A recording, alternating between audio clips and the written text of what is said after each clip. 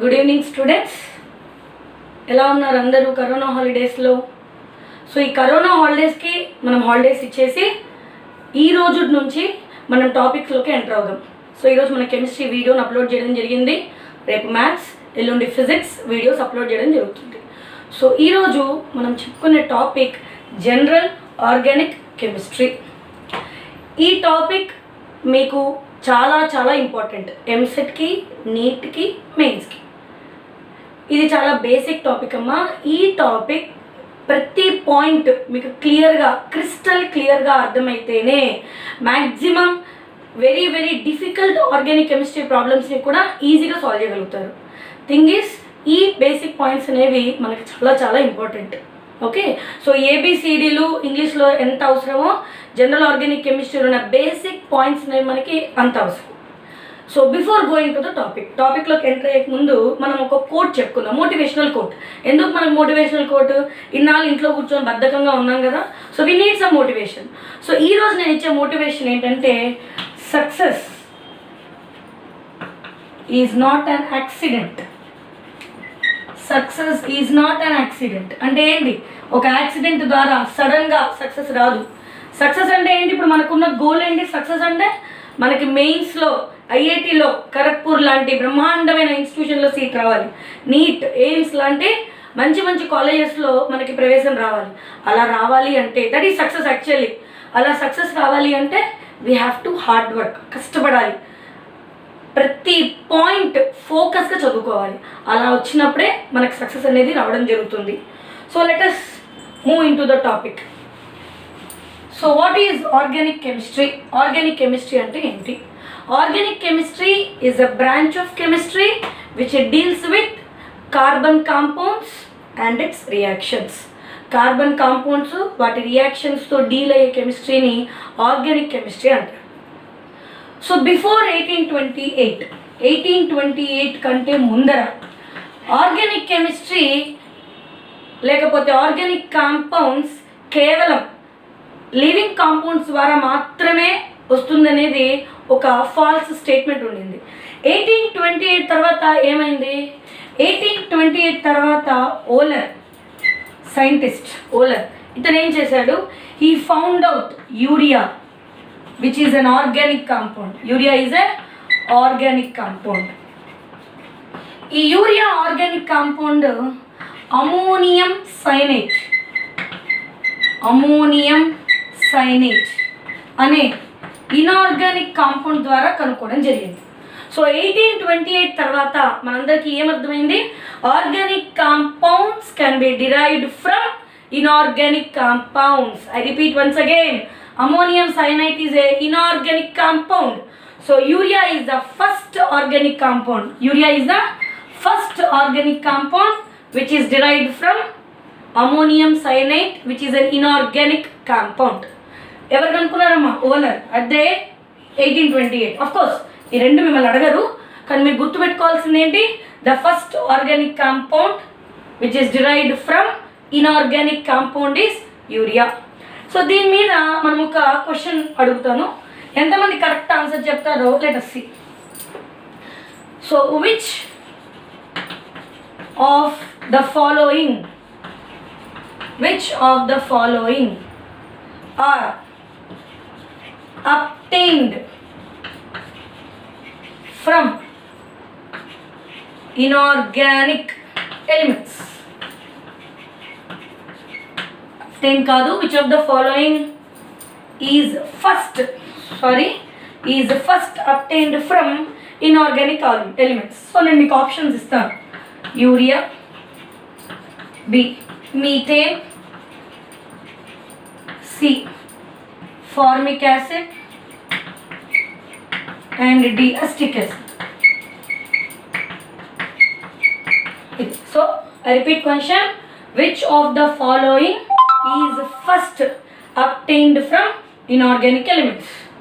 So ఇందాకంతా madam urea గురించి చెప్పారు. సో ఆన్సర్ ఈజ్ యూరియా అన్న వాళ్ళందరికీ కూడా ఆన్సర్ ఈజ్ యూరియా కాదు.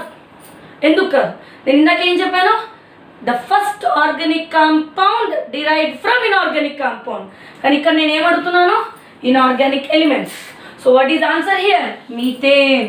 ఇలాంటి చిన్న చిన్న మిస్టేక్స్ వల్లనే మనము మార్క్స్ పోగొట్టుకుంటాం, ఇది గుర్తుపెట్టుకోవాలి. సో మీథేన్ అది ఎక్కడి నుంచి వచ్చింది? అది ఇన్ఆర్గానిక్ ఎలిమెంట్. మీథేన్ ఫార్ములా ఏంటి? CH4. సో ఇది దేని నుంచి వస్తుంది? కార్బన్ అండ్ హైడ్రోజన్ అనే రెండు ఇన్ఆర్గానిక్ ఎలిమెంట్స్ ద్వారా మీథేన్ని ఫస్ట్ కనుక్కోవడం జరిగింది. సో యూరియా అనేది organic compound which is obtained from inorganic compound. ఒకవేళ క్వశ్చన్ మీకు ఇన్ఆర్గానిక్ కాంపౌండ్ ఇచ్చినట్లయితే యూరియా ఆన్సర్ అవుతుంది, ఇన్ఆర్గానిక్ ఎలిమెంట్స్ అయినట్లయితే ఆన్సర్ మీథేన్ అవుతుంది. సో ఇది మీరు కొంచెం జాగ్రత్తగా గమనించాలి. సో మనకి కాన్సెప్ట్ వచ్చినప్పటికీ కూడా మనం తప్పు ఎక్కడ చేస్తాము అంటే ఇలాంటి చిన్న చిన్న మిస్టేక్స్ ద్వారా మనం తప్పు చేయడం జరుగుతుంది. So okay, next organic compounds. Organic compounds are of 2 types. ఇవన్నీ అందరికీ తెలిసిందే. చిన్న brief discussion. Open chain compounds, these are also called as acyclic compounds. అంటే cyclic compounds కానిది, this is known as cyclic compounds. Open chain compounds are further divided into 2 types. చెప్పాలి ఏంటండి? saturated, ఇంకొకటి unsaturated compounds. Cyclic compounds are further divided into homocyclic, heterocyclic compounds. Homocyclic and heterocyclic compounds. Saturated compounds అంటే ఏంటి? First దీని గురించి discuss చేద్దాం. Saturated అంటే which contains only sigma bonds. Pi bonds లేనిది లేకపోతే కేవలం సిగ్మా బాండ్స్ ఉన్నది, వాటిని ఏమంటాం? Saturated compounds which are none other than alkanes. Unsaturated compounds, they contain both sigma and pi bonds. Unsaturated compounds లో మనకు ఒక రకమైన క్వశ్చన్ వస్తుంది. ఏమని? which of the following contain only sigma, only pi, both, none. So unsaturated compounds లో మనకి sigma bond ఉంటుంది, పై bond ఉంటుంది. సో unsaturated compounds మనకి 2 types ఉంటాయి. ఏంటండి? ఆల్కీన్స్, ఇంకొకటి ఆల్కైన్స్. సో ఆల్కీన్స్లో మనకి డబల్ బాండ్, ఒక పై బాండ్ మాత్రమే ఉంటుంది. ఆల్కైన్స్లో ట్రిపుల్ బాండ్, 2 పై బాండ్స్ ఉంటాయి. So again open chain, acyclic అంటే chain straight chain compounds, cyclic structure ఉండదు, రింగ్ స్ట్రక్చర్ ఉండదు. వీటిలో saturated compounds, unsaturated, only sigma bonds మాత్రమే ఉంటాయి. సాచురేటెడ్ ఆల్కేన్స్ మీకు అందరికీ జనరల్ ఫార్ములా తెలుసు, వీటిని డిఫరెంట్గా నెక్స్ట్ వీడియో లెక్చర్స్లో మనం తెలుసుకుందాం. Unsaturated which contains both sigma and pi. Alkenes, alkynes contain only double bond, alkynes triple. ఆల్కైన్స్లో ఒక పై బాండ్ మాత్రమే ఉంటుంది, ఆల్కైన్స్లో 2 పై బాండ్స్ ఉంటాయి. Okay, next homocyclic. For convenience నేను ఇది రబ్ చేసేస్తున్నాను. హోమోసైక్లిక్. సో cyclic compounds లో ఫస్ట్ వన్ హోమోసైక్లిక్.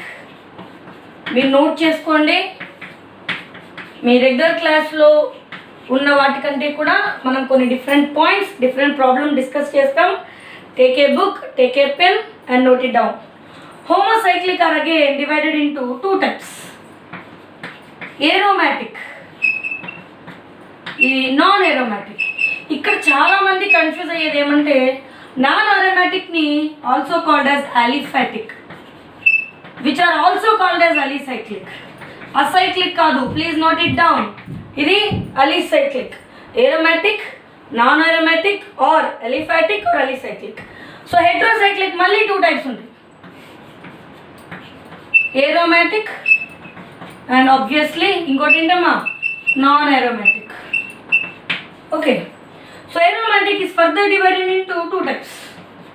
Benzenoid compounds, ఇంకొకటి non benzenoid compounds.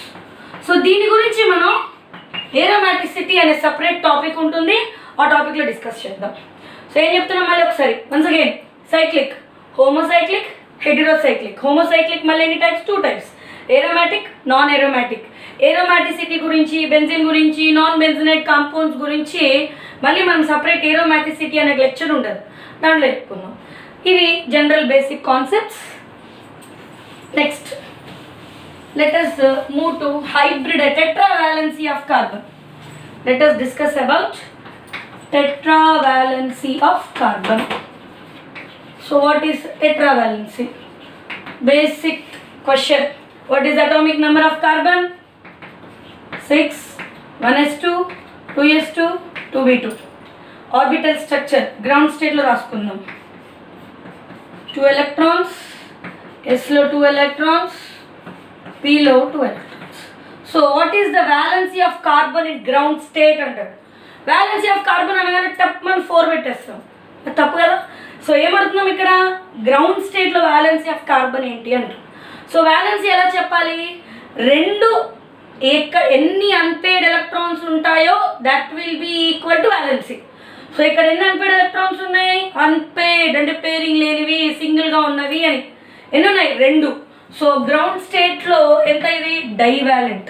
So carbon ground స్టేట్లో డైవాలెంట్ ఉంటుంది. ప్లీజ్ రిమెంబర్, ఇక్కడ valency of carbon in ground state అంటాడు, మనం వెంటనే ఏం చేసేస్తామో దాన్ని 4 అంటాం. ఇది ఎయిమ్స్లో వచ్చే క్వశ్చన్ మై డియర్ స్టూడెంట్స్. ఎయిమ్స్లో ఇంత చిన్న క్వశ్చన్ ఎయిమ్స్లో ఎందుకు వస్తుందంటే అక్కడ మనం సూక్ష్మంగా అర్థం చేసుకోవాల్సిన పాయింట్ ఉంది కాబట్టి. సో గ్రౌండ్ స్టేట్లో కార్బన్ యొక్క వాలెన్సీ ఎంత, డైవాలెంట్. సో ఎగ్జైటెడ్ స్టేట్ ఎప్పుడు వెళ్తుంది carbon. So first excited state orbital representation చూద్దాం. 1s2 ఒక ఎలక్ట్రాన్ ఇక్కడ షిఫ్ట్ అవ్వడం జరుగుతుంది, అప్పుడు ఎంత వస్తుంది మనకి, 1, దిట్ is 2s1. ఇదేమొస్తుందమ్మా, 2px1, 2py1, 2pz1, 2px1, 2py1, 2pz1. So ఇక్కడ ఒక ఎలక్ట్రాన్ షిఫ్ట్ అవుతుంది అంటే ఇక్కడ మనం ఎనర్జీ సప్లై చేస్తున్నాం అంటే మనం ఇక్కడ మంట పెడుతున్నామా, నో.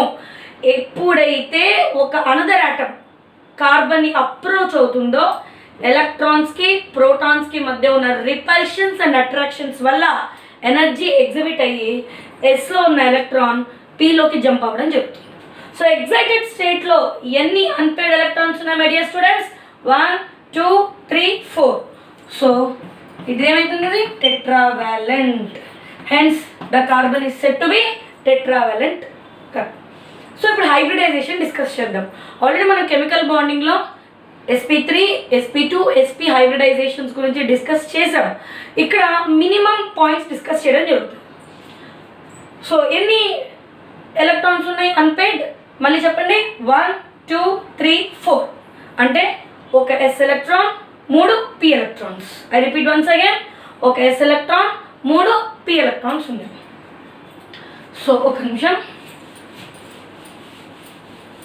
ఇక్కడ రాస్తాను. ఎగ్జైటెడ్ స్టేట్ ఫర్ కన్వీనియన్స్ అమ్మా, ఇది కేవలం 2s మాత్రమే తీసుకుంటాం. 2s1, 2px1, 2py1, 2pz1, 2px1, 2py1, 2pz. So ఎన్ని వ్యాలెన్స్ ఎలక్ట్రాన్స్, 4 వ్యాలెన్స్ ఎలక్ట్రాన్స్. ఇక్కడ first let us discuss about sp3 hybridisation.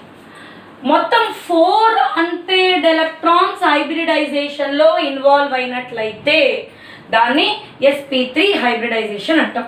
అన్నీ అంటే ఇక్కడ మనకి ప్యూర్ ఆర్బిటల్స్ ఉండవు. ప్యూర్ అంటే ఏంటి, హైబ్రిడైజేషన్లో ఇన్వాల్వ్ అవ్వకుండా ఉన్నదాన్ని ప్యూర్ అంటాం. హైబ్రిడైజేషన్లో ఇన్వాల్వ్ అయినది హైబ్రిడ్ ఆర్బిటల్స్ అంటాం. సో ఇక్కడ మనకు అన్నీ ఇన్వాల్వ్ అయిపోతున్నాయి. సో ఇక్కడ నో ప్యూర్ ఆర్బిటల్స్. సో sp3లో మీరు గుర్తుపెట్టుకోవాల్సినది నో ప్యూర్ ఆర్బిటల్స్. అండ్ ఇక్కడ టోటల్ ఎన్ని ఎలక్ట్రాన్ పేర్స్ ఉంటాయి, 4. EP అంటే electron pairs, 4 electron pairs. 4 electron pairs అంటే 4 బాండింగ్ ఎలక్ట్రాన్స్ ఉంటాయి. ఏంటమ్మా, 4 బాండింగ్ ఎలక్ట్రాన్స్ ఉంటాయి. ఓకే, సో ఇటువంటి హైబ్రిడైజేషన్ ఇంకొక రకంగా ఎప్పుడు రావచ్చు అంటే ఇక్కడ C1, 2, 3, 4 ఇలా ఉన్నప్పుడు sp3 హైబ్రిడైజేషన్ అంటాం. ఇంకొక రకంగా ఎప్పుడు రావచ్చు చెప్పండి, 4 ఎలక్ట్రాన్ పేర్స్ ఎప్పుడు రావచ్చు, 1 loan pair plus 3 bond pairs ఉన్నా కూడా మనకి 4 ఎలక్ట్రాన్ పేర్స్ వస్తాయి. దాని sp3 హైబ్రిడైజేషన్ అంటాం. ఇక్కడ మనకి లోన్ పేర్స్ ఉంటాయా? ఉండవు. ఇక్కడ మనకి లోన్ పేర్స్ ఉంటాయి. మరి కార్బన్ మీద లోన్ పేర్ ఎలా వస్తుంది? సింపుల్, కార్బన్ మీద లోన్ పేర్ ఉండదు, కానీ మైనస్ ఛార్జ్ ఉన్నట్లయితే అది it is called as carbanion. Carbanion sp3 hybridization ఉంటుంది. అది ఒక లోన్ పేర్ 3 బాండ్ పేర్స్ వస్తుంది. ఓకే, అంటే ఇక్కడ మైనస్ ఛార్జ్ ఉన్నప్పటికీ కూడా ఈ ఎలక్ట్రాన్స్ అన్నీ మనకి హైబ్రిడైజేషన్లో ఇన్వాల్వ్ అవుతాయి అని అర్థం. ఓకే, సో sp3 హైబ్రిడైజేషన్ ఏవేవి ఇన్వాల్వ్ అవుతాయి? కేవలం 4 బాండింగ్ ఎలక్ట్రాన్స్ ఉన్నవి, ఒక lone pair plus 3 bond pairs ఉన్నవి బాండింగ్లో ఇన్వాల్వ్ అవ్వడం జరుగుతుంది. Next sp2 hybridization. sp2 hybridization. Okay, sp2 hybridization. sp2 hybridization అంటే ఎన్ని ఎలక్ట్రాన్స్? p ఎన్ని ఉన్నాయమ్మా? 2. s ఎన్నమ్మా? 1. అంటే 1s 2p అంటే టోటల్ 3 ఎలక్ట్రాన్ పేర్స్. అలాంటప్పుడు ఇక్కడ ఏమైతుంది చెప్పండి? 1s 2p అంటే ఒక ప్యూర్ pz ఆర్బిటల్ ఉంటుందన్నమాట. ఇది ఇక్కడ ఇంపార్టెంట్. sp2లో అంటే మీకు కాంపౌండ్ ఇచ్చేసి ఎన్ని ప్యూర్ ఆర్బిటల్స్ ఉంటాయని అడుగుతారు. అప్పుడు హైబ్రిడైజేషన్ చూసుకోవాలి మనం. సో ఇక్కడ హైబ్రిడైజేషన్ ఎంత? ఇక్కడ sp2. సో sp2 హైబ్రిడైజేషన్లో ఎన్ని ప్యూర్ ఆర్బిటల్స్ ఉన్నాయి? 1 అంటే 3 hybrid orbitals plus 1 pure pz orbital. 3 hybrid orbitals ఉన్నాయి కాబట్టి sp2 అంటే 2 pలు ఒక s, 2 + 1 3. ఇది హైబ్రిడైజేషన్లో ఇన్వాల్వ్ అవ్వదు కాబట్టి ఇది ప్యూర్ pz ఆర్బిటల్ అవుతుంది. ఇదేమో హైబ్రిడ్ ఆర్బిటల్స్ అవుతుంది. సో ఎక్కడెక్కడ ఇన్వాల్వ్ అవుతుంది? ఎప్పుడు ఇన్వాల్వ్ అవుతుందమ్మా? When carbon is doubly bonded with another carbon, or carbon positive charge ఉన్నట్లయితే, కార్బన్ మీద పాజిటివ్ ఛార్జ్ ఉన్నట్లయితే, లేకపోతే కార్బన్ మీద సింగిల్ ఎలక్ట్రాన్ ఉన్నట్లయితే. మీకు అందరికీ తెలుసు కార్బన్ మీద సింగిల్ ఎలక్ట్రాన్ ఉంటే దీన్ని ఏమంటారు? ఫ్రీ రాడికల్ అంటారు. కార్బన్ మీద పాజిటివ్ ఛార్జ్ ఉన్నట్లయితే ఏమంటారు? దీన్ని కార్బోనియం అయాన్ అంటారు. ఏమంటారమ్మా? Carbonium ion. సో ఇందాక sp3లో సింగిల్ బాండెడ్ కార్బన్, ఇంకొకటి మైనస్ ఛార్జ్ ఉన్నది. sp2లో doubly bonded carbon, carbonium ion and free radical. ఈ 3 ఉన్నట్లయితే అది ఏం hybridization? sp2 hybridization. Next comes sp hybridization. ఇప్పుడు చెప్పండి sp హైబ్రిడైజేషన్ అంటే చెప్పండి ఒకసారి. ఒక s ఒక p, 1s + 1p that is 2 electron pairs. ఎన్ని ప్యూర్ ఆర్బిటల్స్ ఉన్నాయి? 2 ప్యూర్. ఏవేవి? py pz. ఒక s ఒక p, 1s 1p 2 electron pairs. అంటే sp హైబ్రిడైజేషన్లో 2 electron place plus 2 pure 2 electron కాదు, ఇక్కడ 2 hybrid orbitals, 2 pure p orbitals. Okay, so ఎక్కడెక్కడ వస్తుంది మనకి sp హైబ్రిడైజేషన్? C ట్రిపుల్ బాండ్ C అంటే ఇట్ ఈస్ నథింగ్ బట్ ఆల్కైన్లో మనకి sp హైబ్రిడైజేషన్ రావడం జరుగుతుంది. ఇంకొకటి చెప్పండి, కార్బన్ డబుల్ బాండెడ్. ఇది కూడా మోస్ట్ ఇంపార్టెంట్ అమ్మా, మోస్ట్ ఇంపార్టెంట్. మనకి డబుల్ బాండ్ కనపడగానే మనం ఏం ఆలోచించాం? sp2 పెట్టేస్తాం.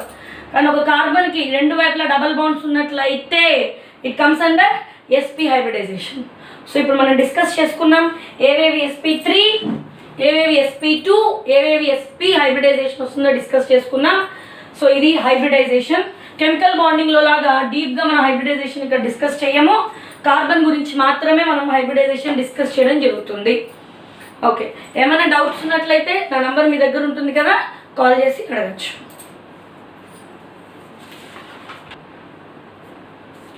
సో ఇప్పుడు హైబ్రిడైజేషన్ డిస్కస్ చేసుకున్నాం కదా, హైబ్రిడైజేషన్ మీద కొన్ని ప్రాబ్లమ్స్ ఇస్తాను, ట్రై టు సాల్వ్ దెమ్. ఏమైనా డౌట్స్ ఉంటే you can call to my number. Number 1, please note it down quickly. CH3 CH double bond CH, C double bond O CH3.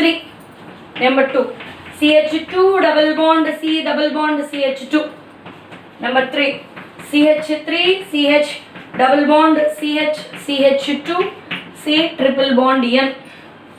And 4, HC triple bond C CH double bond CH2. Try to assign hybridization of carbon to these following. ఇవన్నీ కూడా different common entrance examinations నుంచి derive చేసిన examples. Okay, so note చేసుకున్నారు కదా. Next, so కార్బన్తో పాటు మనకి ఏమేమి elements వస్తాయి?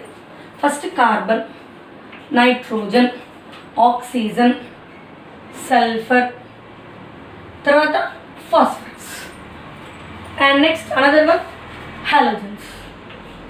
ఓకే, ఇవి మనకి కార్బన్తో పాటు ఆర్గానిక్ కెమిస్ట్రీలో కనపడే ఎగ్జాంపుల్స్. ఏంటంటమ్మా? Carbon, nitrogen, oxygen, sulphur, phosphorus and halogen.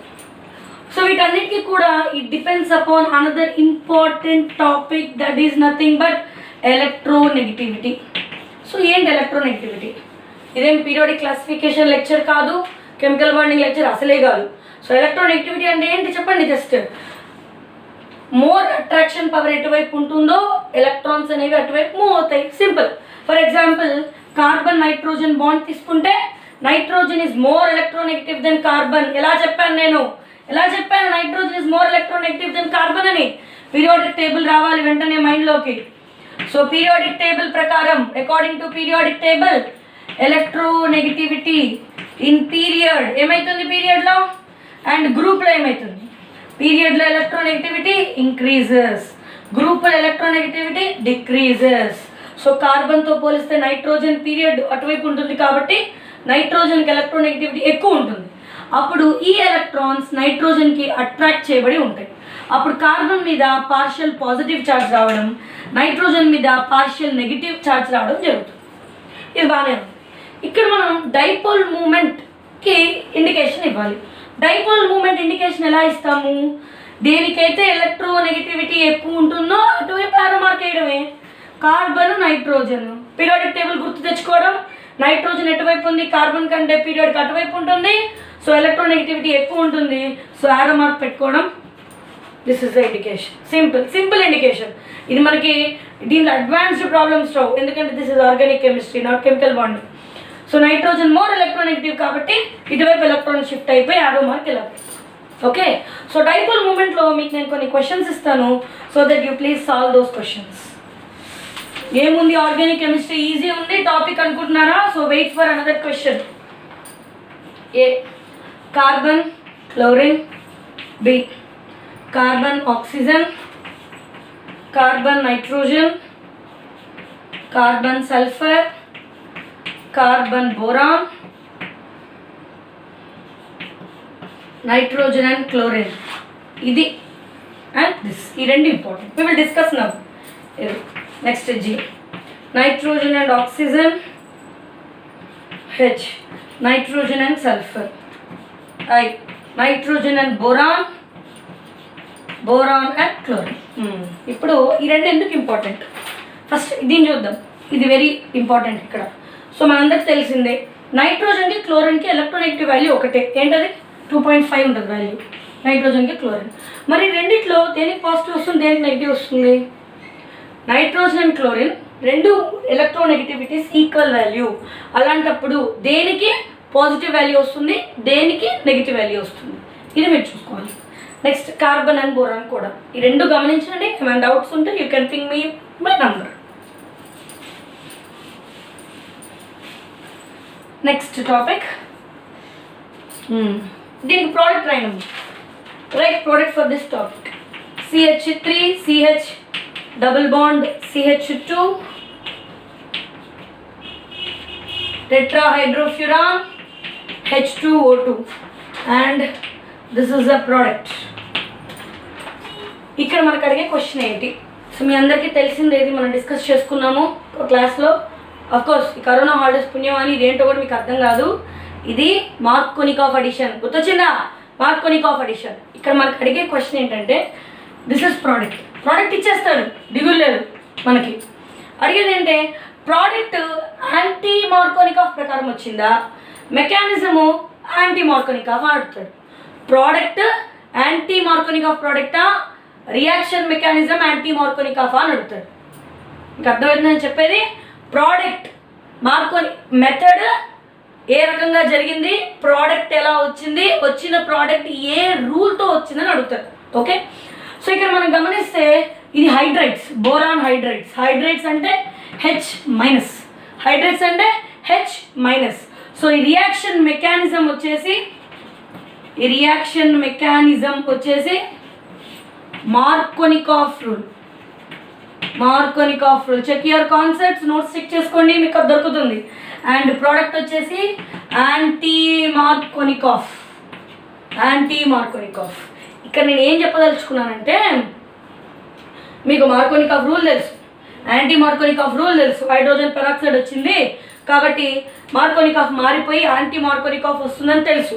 Product రాయగలుగుతారు, కానీ మనకి ఇక్కడ మిస్ అయ్యేది ఏంటి, వచ్చింది ప్రోడక్ట్ మార్కోనికాఫ్ అని రాసేస్తాం. ఎందుకు, మెకానిజం మార్కోనికాఫ్ రూల్ ప్రకారం వచ్చింది కాబట్టి ప్రోడక్ట్ మార్కోనికాఫ్ అని రాసేస్తాం.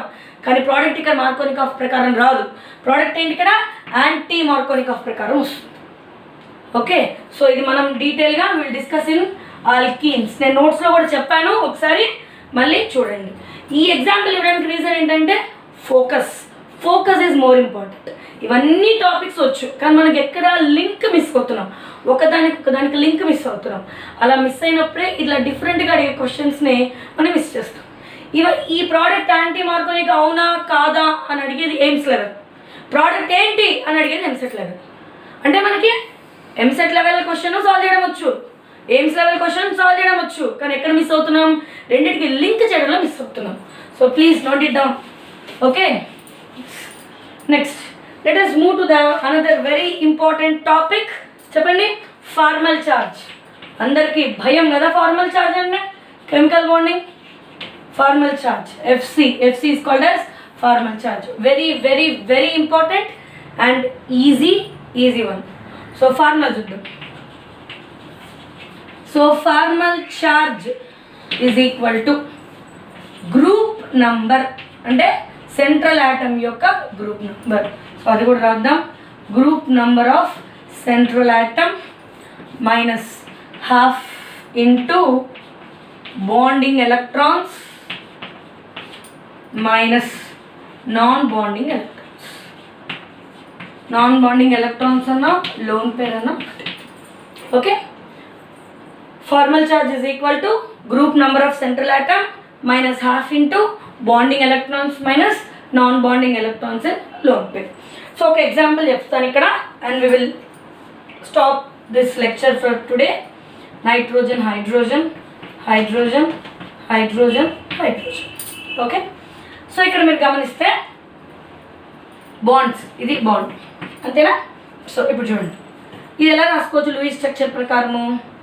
ఒక సింగిల్ బాండ్ ఎన్ని ఎలక్ట్రాన్స్ ఉంటాయి, 2 ఎలక్ట్రాన్స్, 1 2 హైడ్రోజన్, మళ్ళీ సింగిల్ బాండ్ 1 2 హైడ్రోజన్, మళ్ళీ ఇక్కడ సింగిల్ బాండ్ హైడ్రోజన్, మళ్ళీ ఇక్కడ సింగిల్ బాండ్ హైడ్రోజన్. సో ఇప్పుడు నైట్రోజన్ మీద ఫార్మల్ చార్జ్ ఏంటి, formal charge on nitrogen, very important topic అమ్మా. ఫార్మల్ చార్జ్ ఆన్ నైట్రోజన్ ఎంత, గ్రూప్ నెంబర్ ఎంత 5 మైనస్ హాఫ్ ఇంటూ ఎన్ని ఎలక్ట్రాన్స్ ఉన్నాయి, 1 2 3 4 5 6 7 8, half into 8 minus lone pair electrons ఇక్కడ ఏమీ లేవు, ఎందుకు అన్నీ కూడా బాండింగ్లో ఇన్వాల్వ్ అయినాయి, 0. అప్పుడు ఎంత వస్తుంది చెప్పండి, 2 1s 2 4, 5 minus 4 equal to +1. So nitrogen మీద ఫార్మల్ ఛార్జ్ అంటే +1. ఓకే, సో ఫార్మల్ ఛార్జ్ మీద కెమికల్ బాండింగ్లో కొన్ని క్వశ్చన్స్ ఉంటాయి, చేయండి. Okay, and next topic types of carbon atoms మీద, వినైలిక్ కార్బన్, బెంజైలిక్ కార్బన్ మీద డీటెయిల్ డిస్కషన్ జరుగుతుంది. That's all for now.